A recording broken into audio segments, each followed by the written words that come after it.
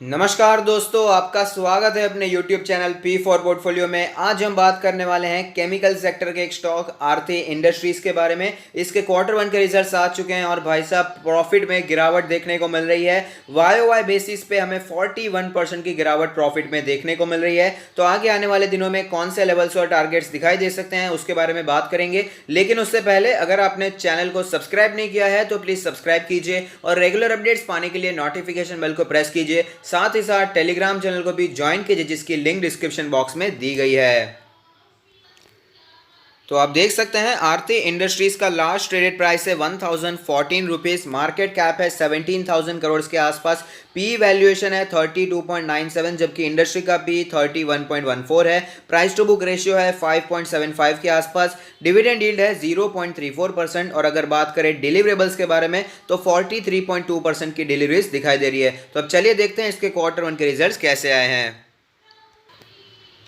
यहाँ पर हम चेक करने वाले हैं आरती इंडस्ट्रीज के कॉन्सोलिडेटेड फाइनेंशियल रिजल्ट, जहाँ पर सारे फिगर्स रुपीज़ इन लैक्स में दिए गए हैं। अगर बात करें यहाँ पर टोटल इनकम के बारे में तो आप देख पाएंगे टोटल इनकम आई है 93,755 लैक्स के आसपास, जो कि क्वार्टर ऑन क्वार्टर बेसिस पे भी हमें गिरावट देखने को मिल रही है और साथ ही साथ ईयर ऑन ईयर बेसिस पे भी हमें यहाँ पर गिरावट साफ साफ नजर आती है।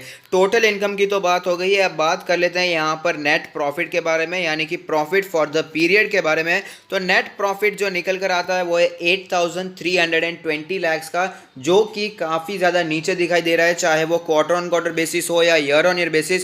ईयर ऑन ईयर बेसिस में हमें तकरीबन 41% के आसपास का फॉल हमें देखने को मिल रहा है। तो आप समझ सकते हैं अच्छी खासी गिरावट प्रॉफिट में भी हमें दिखाई दी है।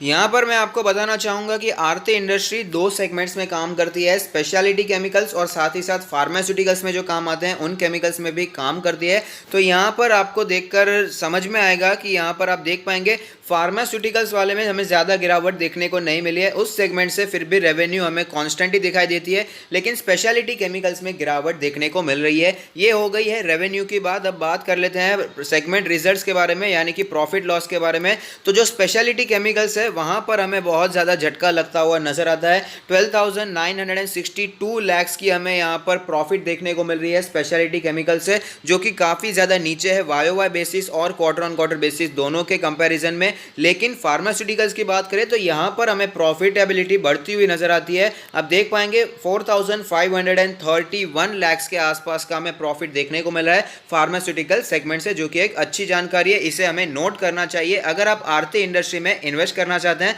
तो सारी बातें जानना बहुत ही जरूरी होता है। तो अब चलते हैं चार्ट्स पर, वहां पर कैसी सिचुएशन बनी हुई है उसके बारे में भी बात कर लेते हैं।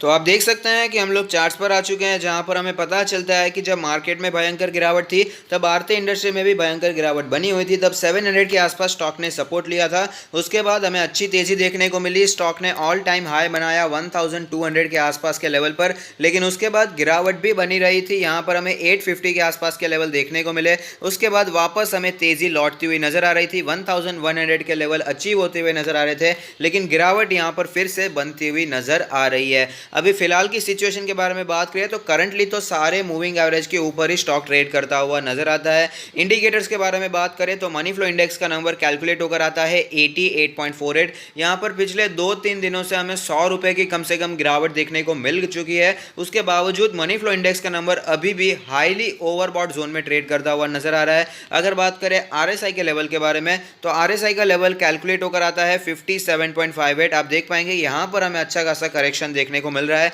आरएसआई धीरे धीरे वीक होता हुआ नजर आता है। एमएससीडी के बारे में बात करें तो आप देख पाएंगे कि फिलहाल यहाँ पर बियरिश क्रॉसओवर बनने की पूरी तैयारी दिखाई देती है। ऐसा लगता है 2-3 दिनों में यहाँ पर बियरिश क्रॉसओवर बन सकता है और आगे भी गिरावट कंटिन्यू रह सकती है।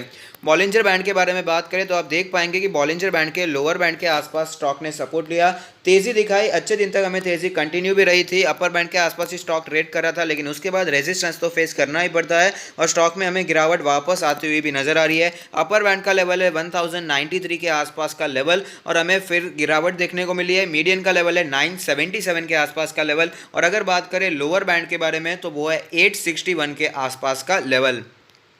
अब बात कर लेते हैं पिवट पॉइंट्स के बारे में। तो आप देख पाएंगे पिवट लेवल कैलकुलेट होकर आता है 958 के आसपास का लेवल। रेजिस्टेंस की बात करें तो यहाँ पर 1062 के आसपास का रेजिस्टेंस था। स्टॉक उसके ऊपर जाने की जब भी कोशिश करता था तो वहाँ पर हमें एक रेजिस्टेंस फेस करना पड़ता था, और आप देख पाएंगे कि उसी के बाद हमें गिरावट भी देखने को मिली है। अगर बात करें नीचे के सपोर्ट्स के बारे में तो 922 का सपोर्ट दिखाई देता है, उससे भी नीचे जाए तो 855 का लेवल भी हमें यहाँ पर दिखाई दे रहा है। अब चलते हैं ऑल टाइम चार्ट पर, जहाँ पर एक कैंडल 1 मंथ को रिप्रेजेंट करेगी, जिससे हमें पता चलेगा कैसी मूवमेंट स्टॉक ने हमें बना कर दी है। तो आप देख पाएंगे धमाकेदार स्टॉक रहा है, मल्टी बैगर रिटर्न स्टॉक ने बना कर दिए हैं। कभी भी ज़्यादा डीप करेक्शन भी स्टॉक ने नहीं दिखाया है। जब भी करेक्शन देखने को मिलता है तो स्टॉक सपोर्ट लेता है अपने 20 मंथ्स के ईएमए के आसपास, जो कि फिलहाल कैलकुलेट होकर आता है 874 के लेवल के आसपास। तो अब बात कर लेते हैं यहाँ पर पोजीशंस के बारे में। तो अगर आपने बहुत ही ज़्यादा ऊपर पोजीशन बना कर रखी है, आप अभी लॉस में चल रहे हैं, तो मेरा मानना है स्टॉक में कोई भी प्रॉब्लम नहीं है, कंपनी अच्छी है, यहाँ पर आप बने रह सकते हैं। लेकिन अगर आपने इसमें नीचे पोजीशन बनाकर रखी है, आप अभी प्रॉफिट में चल रहे हैं, अगर आपने लॉन्ग टर्म के लिए लिया है तो प्लीज़ कंटिन्यू होल्डिंग। ऐसे उतार चढ़ाव तो आते रहते हैं, लेकिन अगर आपने शॉर्ट टर्म के लिए लिया है तो मैंने आपको टेलीग्राम चैनल पर रेकमेंड भी किया था कि 1060 के आसपास का एक तगड़ा रेजिस्टेंस है, तो वहाँ पर हमें निकलने के बारे में सोचना चाहिए। एक लाइन मैंने यहाँ पर ड्रॉ की थी, जो मैंने आपको बताया था कि ये लेवल पहले भी एज ए रेजिस्टेंस फेस हुआ है, तो यहाँ पर आपको संभलना चाहिए। तो वहाँ पर जिन्होंने निकल चुके हैं स्विंग ट्रेडिंग करके, तो अच्छी बात है। तो अब बात कर लेते हैं फ्रेश बाय के बारे में। तो आपको पता ही होगा फ्रेश बाय हमने 2 बार रेकमेंड किया था, जब यहाँ पर भारी गिरावट बनी हुई थी। 850 के आसपास भी रेकमेंड किया था, उसके बाद हमें तेजी देखने को मिली, लेकिन वापस वीकनेस कंटिन्यू रहती हुई नजर आई थी। तब सपोर्ट लिया था 200 डेज के ईएमए के आसपास, तभी भी हमने कहा था 900 से 920 का लेवल काफ़ी अच्छा लेवल है, और आप देख सकते हैं उसके बाद रैली भी अच्छी देखने को मिली है।